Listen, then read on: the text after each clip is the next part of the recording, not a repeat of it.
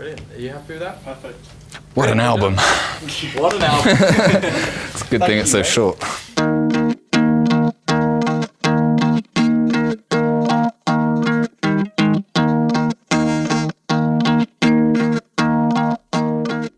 I wanted to open the album with Raw Youth Collage just because it's kind of like just a manifesto for the themes of the album in a sort of very blunt, like spoken way.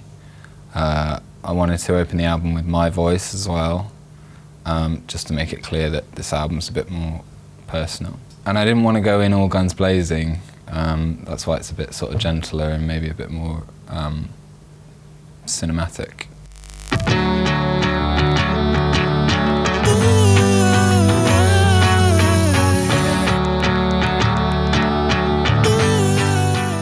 I think I wrote No Hope Generation at home in my head, in my old flat. I sort of wrote it all out without actually writing it down or recording anything. And then I was in a session with Kai from Mount Kimby, and I suddenly remembered that I'd had this idea, and I think we laid the bass part for that down during that session. But yeah, I had all the lyrics sort of in my head.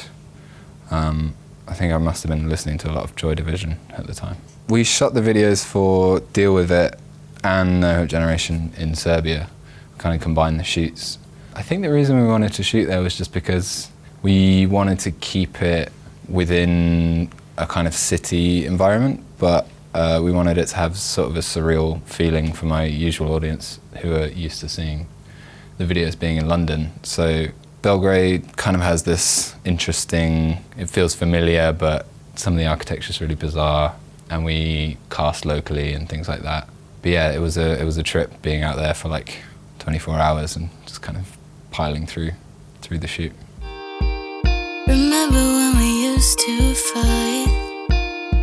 I'd stay up all night, trying to put it behind me. I was interested in working with Clairo because I feel like she's kind of at the front of a very interesting sort of wave in America of like, it's almost like the new version of DIY, but it's all sort of taking place on the internet. And she's like a super important voice in kind of indie music at the moment. And I'm just a huge fan of her work. I think that probably goes out without saying. But yeah, we kind of knew about each other and we randomly met one day. I think we met in Rostam's studio, Rostam Batmanglij. Kind of sized each other up and then worked over text and email. Are we on? Yeah. So, met when we were 16, eventually broke up when I was 21. A Meeting at an Oak Tree is a story that my mate Ned told me in the studio when prompted. Like what you hear on the record is like the authentic first take, improvised telling of his weird story about that girl and climbing in her window and then asking her for a banana.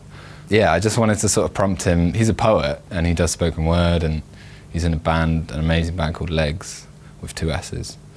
But I sort of wanted to prompt him to just sort of authentically reminisce kind of on record. And I cut down a little bit of what he said. I think he talked for about 3 minutes, and I kind of tightened it up, some of the like ums and ahs and stuff. But basically what you hear is just a very relatable story of kind of youthful pursuit. Walking, I walk to the shop, I bop and take it steady. Fighting with my sisters in the house, she's on the couch, she don't move much. Deal With It came about because I was on the beach in Portugal with my girlfriend and we were listening to The Stranglers, Peaches.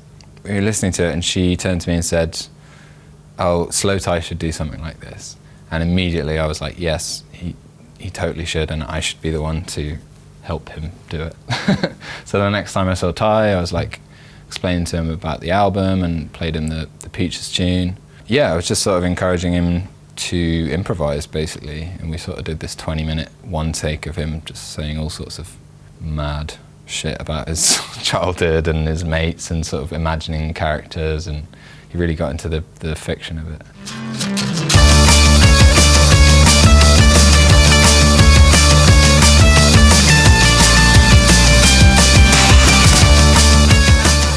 was at a mate's house, a guy called Fred Ball, who's sort of a legendary Swedish pop writer and producer. He's done Rihanna stuff and Mariah Carey stuff. And we were just sort of bumming around, like messing around. And I had said to him that I wanted to make sort of a punk album. And he was like, well, we'll go on then, pick up the guitar. And like that was the first thing I played. And then he gave me the mic, and the top line was the first thing that I sang. And I tweaked the lyrics a bit, but other than that, it was kind of like him just kicking me over the edge of the cliff and just being like, well, go on then, just do something. Yeah.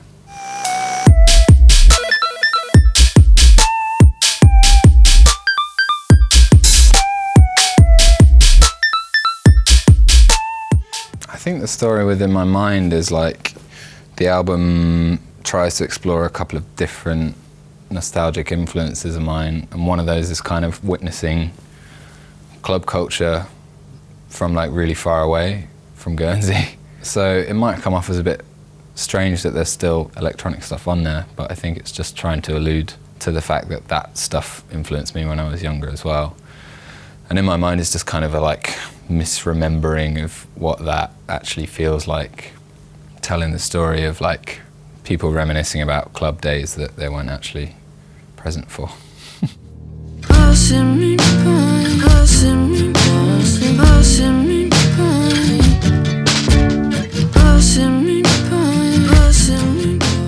Today is probably one of my favourite ones on the album, and it came together really, really last minute and very quickly.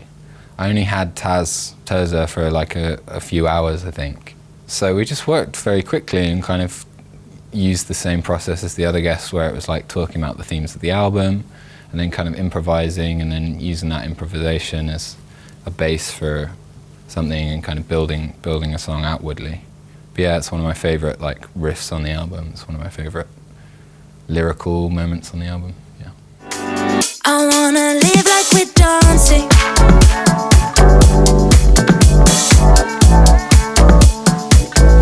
I wanna feel like I felt it. Live Like We're Dancing, I felt like Georgia's a really emotive songwriter, and she kind of really hits that note of like club euphoria mixed with the sort of genuine emotions that come with that, instead of like put your hands in the air like you just don't care. It's really like emotive club music. So I wanted to make kind of an anthemic thing that didn't take itself overly seriously but had a really heartfelt kind of lyrical message. And yeah, kind of evoked some of those early noughties like French house sort of things that I would have heard growing up.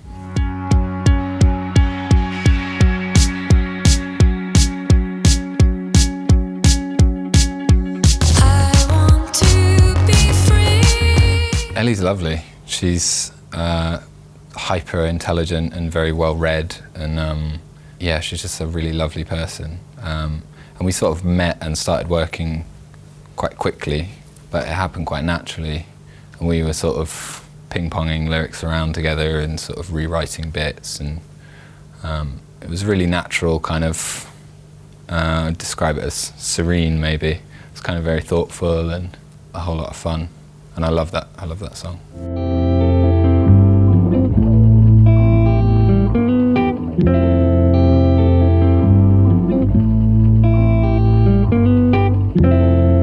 Nocturne at the end is like, I feel like it's that sort of weird mood that you have when you get home from a night out and you lie in bed, and after having been so connected, you just are suddenly completely alone, and you have time to sort of loop over your thoughts and reflect, and it was just kind of meant to evoke a bit of that after Teenage Addict Dreams being the sort of last big moment of the album.